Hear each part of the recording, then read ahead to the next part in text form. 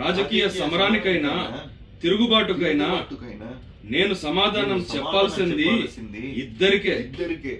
నాకు జన్మతో పాటు ఒక ఆశయాన్ని ఇచ్చిన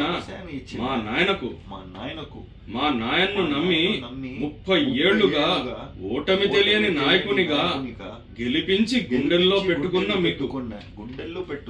మీకు మా నాయన చావు వార్త విని ప్రాణాలు కోల్పోయిన వాళ్ళ కుటుంబాలను పరామర్శించడానికి ఓదార్పు యాత్ర చేస్తానంటే హైకమాండ్ పర్మిషన్ తీసుకోమంటున్నారు. అడిగితే ఆపేమంటున్నారు. మాట తప్పడు మడమ తిప్పడు అని మా నాయనకి ఒక పేరుంది. ఆ వైఎస్ఆర్ కొడుకుగా ఇచ్చిన మాట తప్పి ఢిల్లీ అధిష్టానానికి తల దించమంటారా? రాజకీయ సమరానికైనా తిరుగుబాటుకైనా నేను సమాధానం చెప్పాల్సింది ఇద్దరికే. నాకు జన్మతో పాటు ఒక ఆశయాన్ని ఇచ్చిన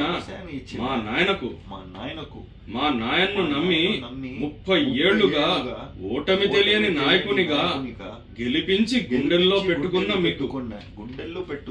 మీకు మా నాయన చావు వార్త విని ప్రాణాలు కోల్పోయిన వాళ్ళ కుటుంబాలను పరామర్శించడానికి ఓదార్పు యాత్ర చేస్తానంటే హైకమాండ్ పర్మిషన్ తీసుకోమంటున్నారు. అడిగితే ఆపేమంటున్నారు. మాట తప్పడు మడమ తిప్పడు అని మా నాయనకి ఒక పేరుంది.